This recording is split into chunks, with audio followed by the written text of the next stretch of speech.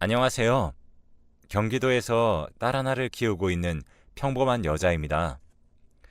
여러분들은 만날 인연이라면 반드시 다시 만나게 된다는 말 들어보신 적 있으신가요? 결혼 전 제가 겪은 기가 막힌 인연에 대해서 여러분들께 소개하고 싶어서 이렇게 사연을 쓰게 되었습니다. 듣는 여러분들도 제 이야기를 다 듣고 나면 깜짝 놀랄 만한 일이니까 끝까지 재미있게 들어주시길 바랄게요. 제 어린 시절은 굉장히 불우했습니다. 기억도 나지 않는 어린 시절에 부모님 두 분을 모두 여의고 고아로 자랐거든요. 나중에 커서 할머니에게 듣기로는 제가 5살 때 엄마가 갑작스럽게 암 진단을 받고 급격히 몸이 안 좋아져서 돌아가셨다고 했습니다. 아무도 그렇게 엄마가 허망하게 떠날 거라고는 예상하지 못했기 때문에 충격이 엄청 컸다고 하네요. 특히 저희 아빠가 그랬죠. 다른 누구보다 엄마를 떠나보낸 슬픔이 크고 견디기가 힘들었는지 엄마의 장례식이 끝나고 몇 개월을 폐인처럼 살았다고 합니다. 그러다 그만 아빠마저도 술에 빠져 돌아가시고 말았네요. 1년도 채 되지 않는 짧은 시간 동안 저는 부모님 두 분을 모두 떠나보내고 천의 고아가 되고 말았습니다. 그때 저는 워낙 어렸던 나이라 엄마 아빠가 돌아가셨다는 의미조차 알지 못했습니다. 홀로 남은 저를 두고 친척들은 서로 고아가 된 저를 서로 떠넘기기 바빴고 하마터면 저는 고아원으로 보내질 상황에 처하게 되었죠. 저는 그때 할아버지 할머니가 아니었다면 꼼짝없이 고아원으로 갔을 거예요. 다행히도 홀로 남은 저를 불쌍히 여기셔서 할머니께서 저를 데리고 오셨습니다. 할아버지 할머니의 형편도 좋지는 않았어요. 하지만 손녀가 고아원으로 보내지면 평생을 사랑받지 못하고 고생하면서 크게 될 모습이 훤히 보이셨는지 저를 거두어 지극정성으로 길러주셨습니다. 두 분의 사랑 덕분에 저는 부모님의 빈자리도 느끼지 못하고 다른 아이들처럼 그저 평범한 아이로 자랄 수 있었고요. 저희 조부모님 두 분은 모두 정말이지 동네에서 마음씨가 좋기로 소문난 분이셨거든요. 절대 어려운 사람들을 보고 그냥 지나치지 못하는 그런 분들이셨어요. 어린 제 손을 잡고 봉사를 다니시고 동네 모든 사람들의 경조사에 두 손을 걷고 앞장서서 도움을 주시는 분들이었고요. 이 때문에 제가 살던 동네에서는 저희 할아버지 할머니를 모르는 사람은 없었습니다. 존경하지 않는 사람이 없을 정도로 아주 올곧은 삶을 살고 계셨던 분들이었죠. 저 역시도 그분들 손에서 자라다 보니 남을 위하는 삶의 가치를 일찍이 알게 되었던 것 같습니다. 제가 의사라는 직업을 선택한 이유도 저희 조부모님의 영향이 가장 컸다고 말할 수 있겠네요. 어려운 형편이었지만 마음만큼은 누구보다 부자였던 할아버지 할머니 손에서 어린 시절을 보내던 어느 날 저에게 또 한 번의 이별이 찾아왔어요. 지병을 갖고 계셨던 할아버지. 제가 초등학교 4학년이 되던 해부터 병세가 갑자기 심해지기 시작했어요. 가을이 될 무렵부터는 혼자서 거동도 쉽게 하지 못할 정도로 병세가 깊어졌고 안 그래도 없는 형편에 약과 치료, 입원까지 할머니 혼자서 부담하기에는 너무 큰 시련이었습니다. 평범한 중산층도 휘청거릴 만큼 큰 병원비를 감당하지 못하고 할아버지께서는 치료를 포기하고야 말았죠. 결국 겨울을 다 채우지 못하고 할아버지께서는 돌아가셨습니다. 부모님이 돌아가셨을 때는 느끼지도 못했던 엄청난 상실감과 슬픔이 찾아오더군요. 다른 무엇도 아닌 돈이 없어서 치료를 포기했던 형편이 원망스러웠고 제 어린 시절을 환하게 만들어주셨던 할아버지를 다시는 볼 수 없다는 사실이 괴로웠고요. 항상 웃음이 가득했던 집안은 이제 침묵만 존재했죠. 항상 인자하게 미소를 지으셨던 할머니는 이제 더 이상 웃지도 못하셨습니다. 평생을 함께했던 동반자를 잃어서일까요? 아니면 이제 홀로 남아 손녀를 끝까지 책임져야 한다는 부담감이었을까요? 할머니의 얼굴은 어두웠습니다. 저 역시 할아버지가 이제는 없다는 사실을 인정하기까지 꽤 오랜 시간이 걸렸고요.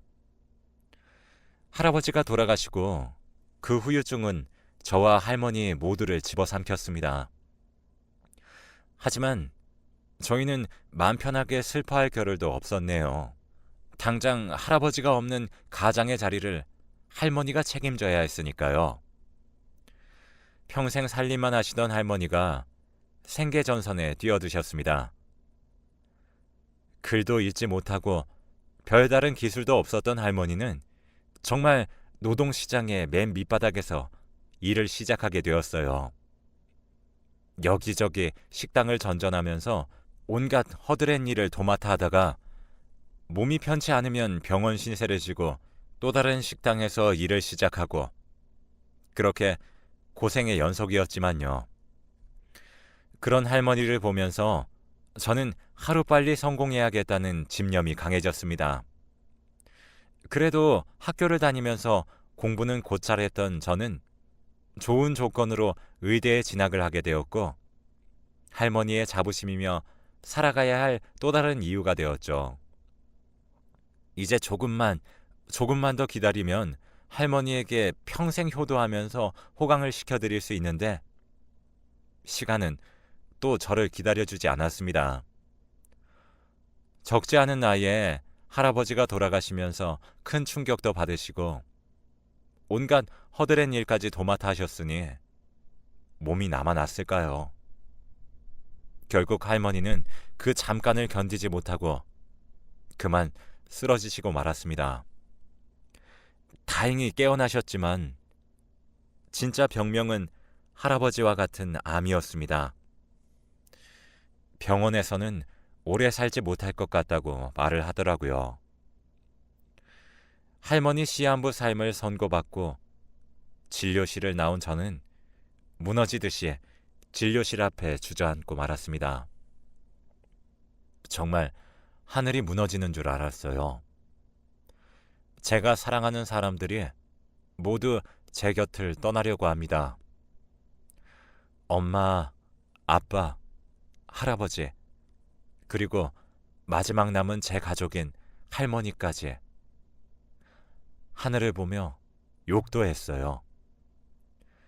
내가 행복해지기를 바라지 않는 것처럼 제 기억에서 사랑하는 사람들을 모조리 데려가는 하늘이 원망스러웠습니다.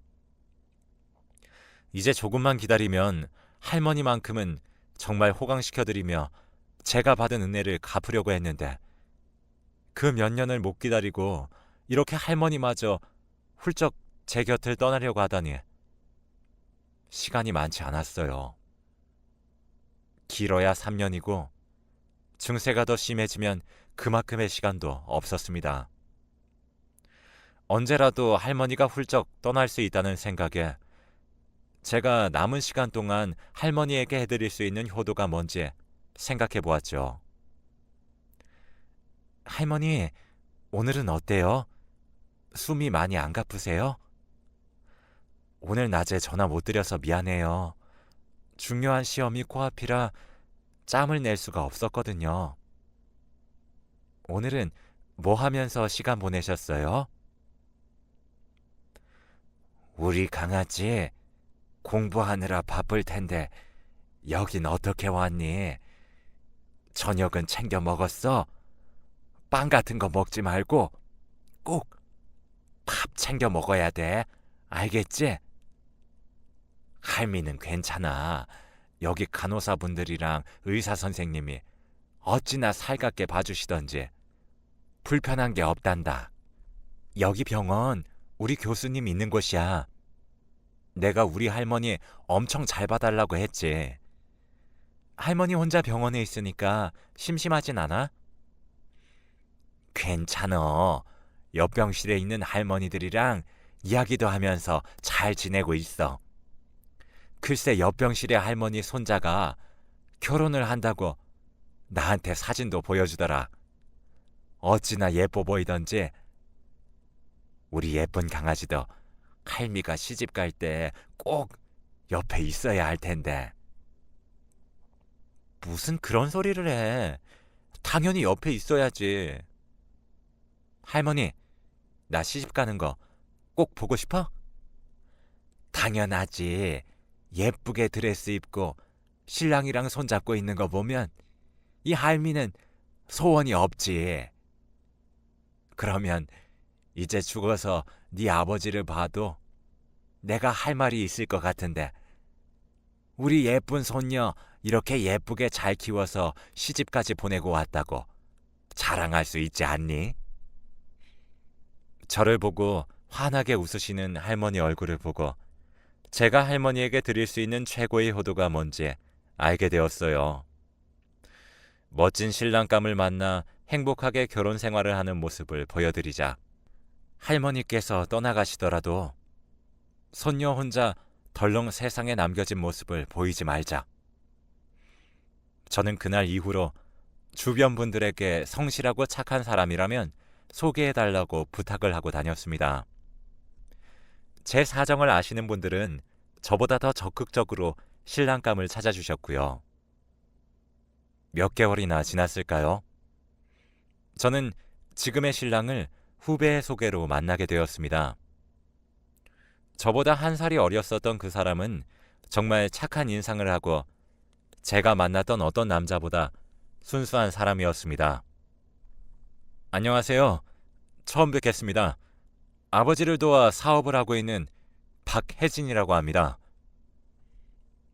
안녕하세요. 저는 정지인이라고 해요. 처음 뵙는 자리에 실례인 질문이란 거 알지만 혹시 서로 잘 맞는다면 결혼을 서둘러서 할 수 있나요? 네? 결혼이요? 갑자기 왜 그런 말씀을... 제가 결혼을 서둘러야 할 이유가 있거든요. 이전에 몇 번 다른 분들과 소개팅을 했는데 제 질문에 부담스러워 하시는 분들이 계셔서 미리 말씀드리는 거예요. 결혼을 서둘러야 하는 사정이 있으신 것 같은데 혹시 제가 그 이유를 들어볼 수 있나요? 먼저 혜진 씨 대답부터 듣고 말씀드릴게요. 결혼 생각이 없으시거나 빨리 할 수 없다면 제가 이유를 굳이 말씀드릴 필요가 없을 것 같아서요. 첫 만남에 결혼 이야기를 꺼내시는 분은 흔하지는 않겠죠. 네, 좋습니다. 저도 결혼에 대해 긍정적이니까 이제 이유를 말씀해 주세요. 저는 제가 처한 상황을 신랑에게 설명했고 차분히 제 이야기를 듣던 신랑은 제 이야기가 끝나고 저를 지그시 바라봐 주었습니다. 네, 좋아요. 이런 순간에 우리 둘이 만난 것도 인연이겠죠. 진 씨가 저를 신랑감으로 진지하게 생각하지 않아도 좋아요. 할머니에게 결혼하는 모습을 보여드리는 게 목적이라면 제가 도와줄게요.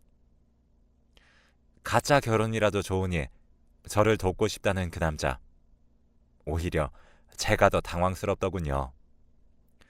이제까지 제 사정을 알게 된 모든 남자들은 진저리를 치며 손을 내저었는데 이 남자는 도리어 제게 다가왔습니다. 몇 번의 만남이 더 있었고 저는 이 남자가 진짜 저의 인연이라는 걸 깨닫기까지 오랜 시간이 걸리지 않았습니다. 잃어버린 퍼즐 조각을 찾은 듯 저와 모든 게 잘 맞았던 그 남자에게 진심으로 제가 빠지기 시작했던 거죠.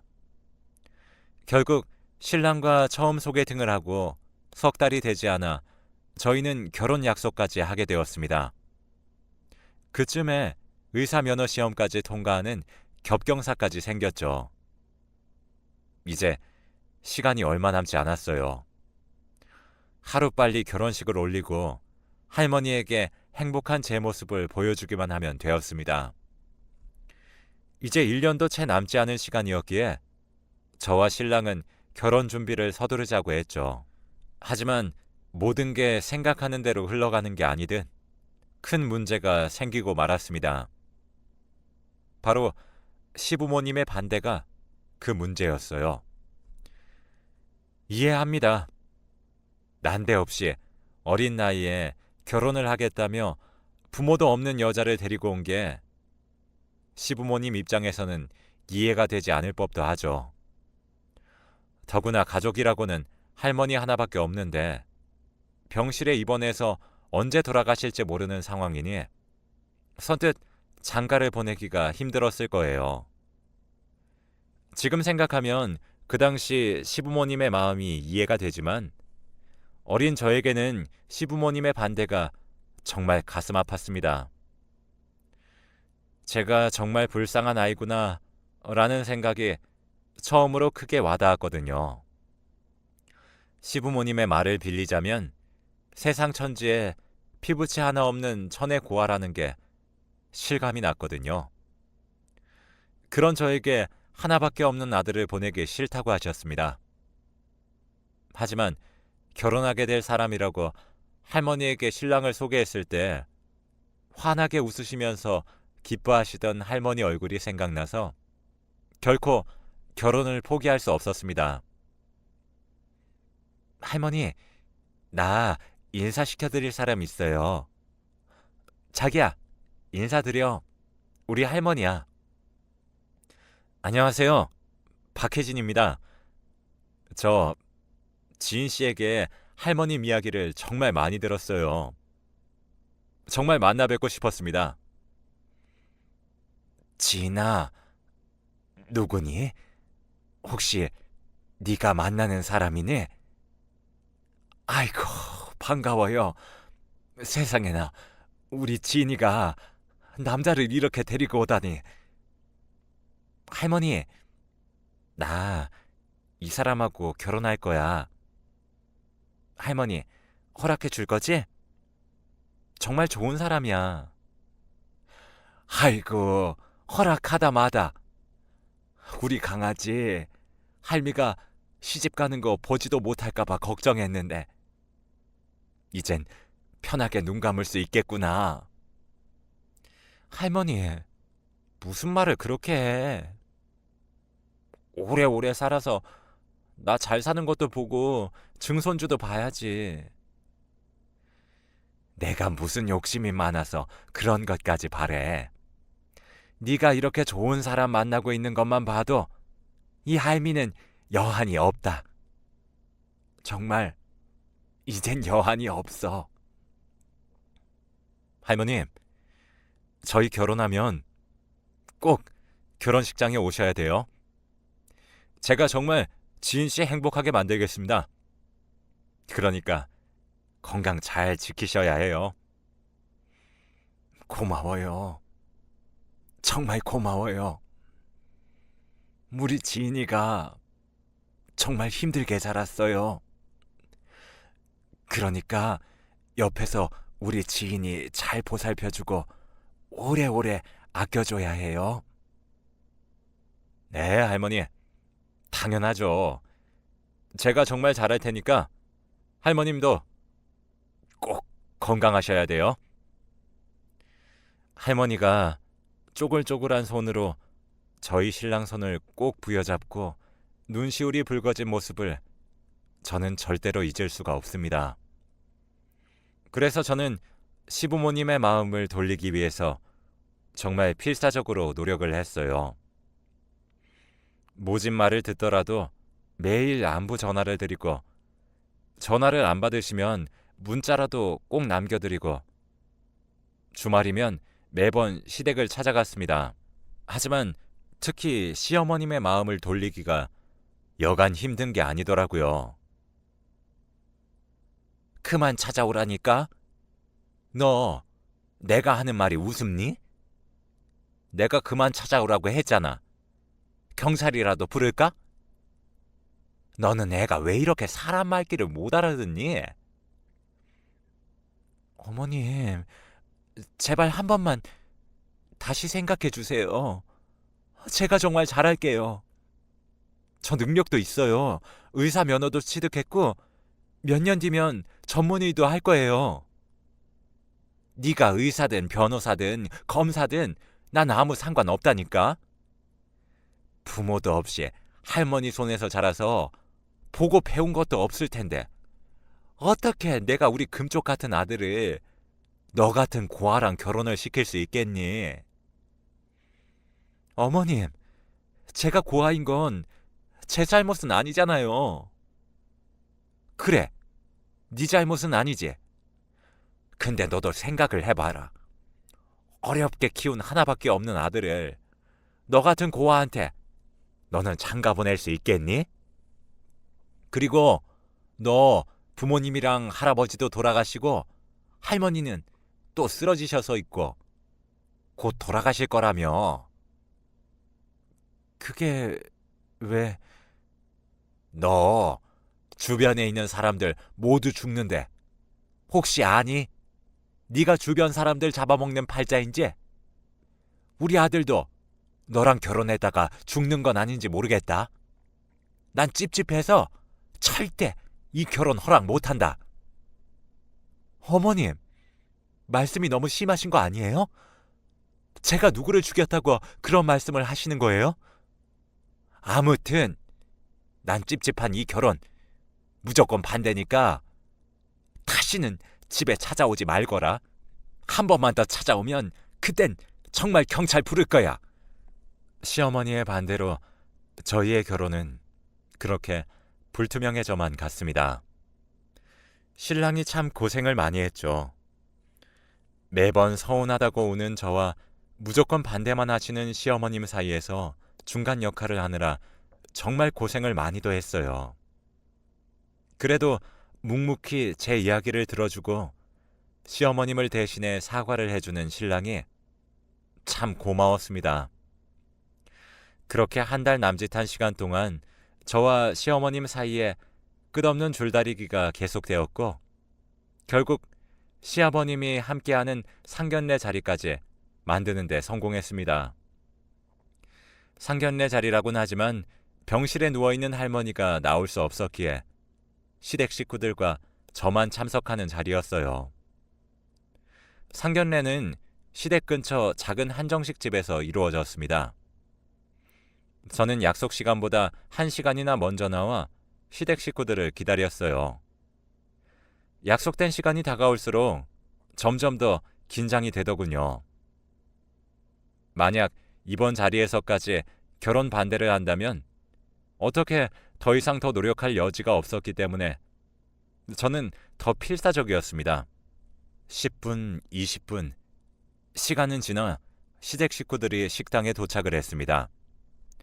예약해둔 작은 방으로 들어선 시아버님과 시어머님은 저를 한번 쳐다보더니 주변을 두리번거리셨어요. 너 혼자 왔니? 상견례 자리라고 했잖아. 너 혼자야? 네, 할머니가 몸이 불편하셔서 혼자 나오게 됐습니다. 참나, 살다 이런 상견례 자리는 들어본 적도 없구나. 하여튼 부모 없는 거 이렇게 티를 내는구나. 시어머님은 경멸하는 눈으로 저를 위아래 살피시고는 맞은편 자리에 앉으셨습니다. 그리고 무거운 분위기에서 식사를 시작했고요. 형식적인 몇 번의 대화가 오고 간 후 저희는 아무 말 없이 밥만 목구멍으로 밀어 넣었습니다. 신랑은 애처롭게 중간에서 어떻게든 대화를 하게끔 노력했지만 시부모님 두 분은 말없이 식사만 하셨죠. 이렇게 저의 결혼은 물거품이 되나 싶은 순간 갑자기 방문이 드르륵 열렸습니다. 깜짝 놀라 저는 뒤를 바라보았고 그곳에는 할머니가 보행기에 의지한 채 서 계셨어요. 너무 놀라 저는 숟가락을 떨어뜨리고 할머니에게 달려갔고 신랑 역시 달려나와 할머니를 부축해드렸습니다. 할머니, 여기 어떻게 오셨어? 내가 괜찮다고 그랬잖아. 외출은 어떻게 했어? 내가 허락 안 했는데. 우리 강아지 상견례라는데 어떻게 할미가 안 올 수가 있어? 내가 간호사한테 부탁했지. 절대 안 된다고 그랬는데 할미가 꼭 부탁한다고 안 가면 안 된다고 사정사정했지. 할미가 늦었지. 미안해, 우리 강아지. 할머니, 진짜. 할머니는 곧 저희 시부모님을 향해 더듬더듬 걸으시며 인사를 하셨는데 그와 동시에 떨리는 목소리로 누군가 할머니를 부르셨습니다. 그 사람은 상견례 자리에서 한마디도 하지 않고 앉아 있으셨던 시아버지셨어요. 아이고, 안녕하세요. 우리 지인이 할미 되는 사람입니다. 처음 뵙겠습니다. 아주머니, 정말 아주머니 맞아요? 아주머니, 혹시 장흥에 살지 않으셨어요? 네. 장흥이 고향이긴 한데 저를 아세요? 아주머니, 저예요. 저 복수예요. 아주머니 옆집에 파란 기와집에 살던 박복수. 복수가 누구냐? 장흥군 회전면에 있던 집이요. 시골집에 저 혼자 남겨졌다고 아주머니가 불쌍하다고 저 걷어주셨잖아요. 기억 안 나세요? 아, 그 최신의 손주 말하는 겐가? 네, 그분이 제 할머니세요. 아이고, 이게 꿈이야, 생시야? 언제 이렇게 자랐니? 예전 얼굴이 없어서 못 알아보겠구만. 잘 지냈는가? 그때 말도 없이 사라져서 내가 얼마나 놀란 줄 아는가? 아주머니, 이렇게 살아서 다시 뵙게 되니 정말 여한이 없습니다. 제가 그때 아주머니를 얼마나 찾았는데요. 제가 꼭 드리고 싶은 말씀이 있어서 한참을 찾았는데 그때는 어디로 가셨는지 찾을 수가 없더니 이렇게 다시 뵙게 되네요. 잘 자란 것 같으니 나도 마음이 좋네. 자네도 말도 없이 사라져서 온 동네를 뒤지고 다녔는데 하늘로 솟았는지 땅으로 꺼졌는지 원체 보이질 않았어. 아주머니, 정말 죄송하고 감사합니다. 이 말씀 꼭 전해드리고 싶었어요. 아주머님이 아니었으면 저는 정말 나쁜 길로 빠졌을 거예요. 정말 제 은인이십니다. 내가 뭘 했다고 그러는가? 다 자네가 노력해서 이룬 거 아니겠나? 저는 어안이 벙벙했습니다. 시아버지께서 할머니와 나누는 대화를 듣고 있으면서 도대체 어떻게 아는 사이일까 한참을 생각했네요. 당황한 건 저뿐만이 아니었어요. 신랑은 물론이고 시어머니까지 눈을 동그랗게 뜨고는 할머니와 시아버님 두 분을 이리저리 쳐다보기만 했죠. 아주머니, 항상 가슴에 올려둔 돌덩어리처럼 아주머님에 대한 마음의 빚에 짓누르고 있었는데 이제야 갚을 수 있게 되네요. 이어서 말씀하시는 시아버님의 말씀을 듣고 저는 깜짝 놀랄 수밖에 없었어요. 아주머님, 기억나세요? 부모가 자식 맡겨놓고 도망갔다는 집. 그게 저였어요. 제가 15살이었을 때 일주일만 있으면 찾으러 오겠다던 어머니와 아버지가 한 달이 지나고 석 달이 지나도 찾아오시지 않았어요. 할머니는 꼭 다시 올 거라고 저보고 잘 기다리라고만 하셨지만 그때 저는 부모님이 다시는 절 찾아오지 않을 거라는 걸 알고 있었어요. 빚쟁이들을 피해서 도망간 걸 전부 다 알고 있었거든요. 그땐 모든 게 다 삐뚤어져 보였어요. 거짓말만 하는 어른들도 싫었고 이 촌구석에 이렇게 처박혀 있어야 하는 상황도 싫었고요. 참 못난 저에게 아주머님이 내밀어 주신 따뜻한 손길을 잊지 못합니다. 해만 떨어지면 반찬거리도 건네주시고 행여나 나쁜 길로 빠지지 않을까 해주시던 좋은 말씀들도 잊지 못하고요.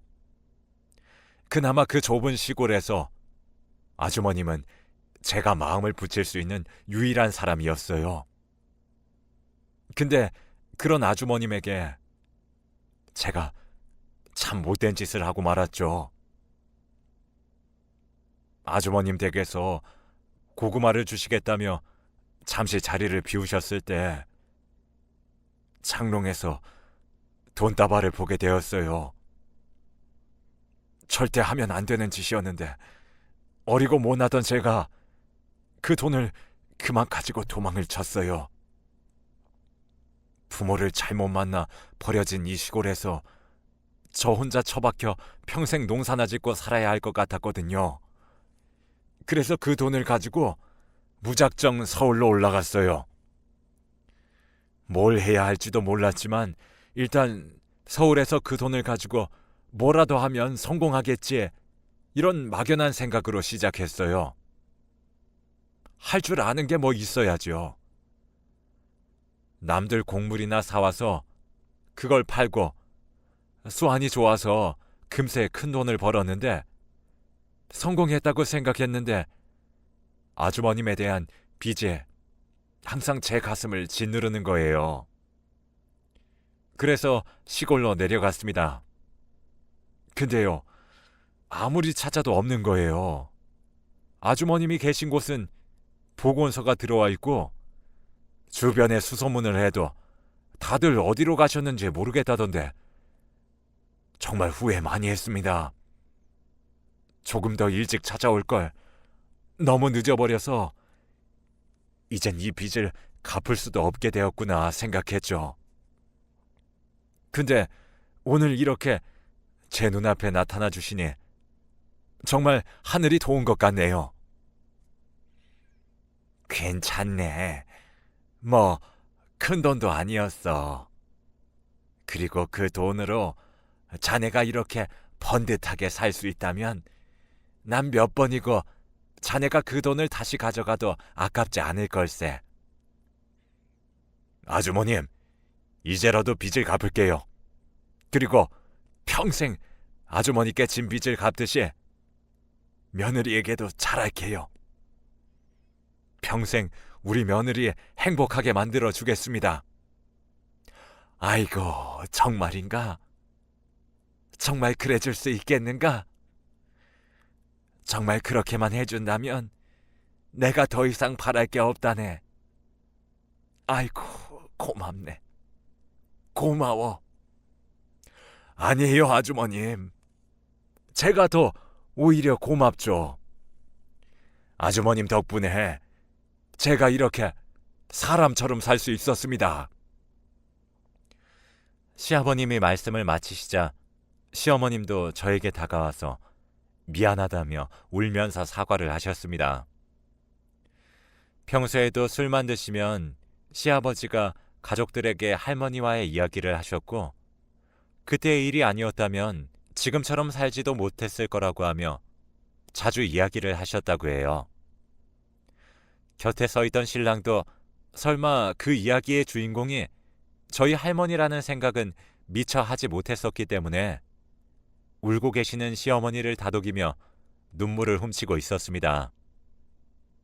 할머니의 등장으로 시댁은 눈물바다가 되었고 남은 밥을 다 먹지도 못한 채 다음번 만남을 기약했습니다.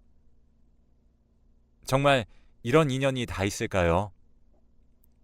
세상에 저희 할머니와 시아버님 사이에 이런 이야기가 있을 줄이야.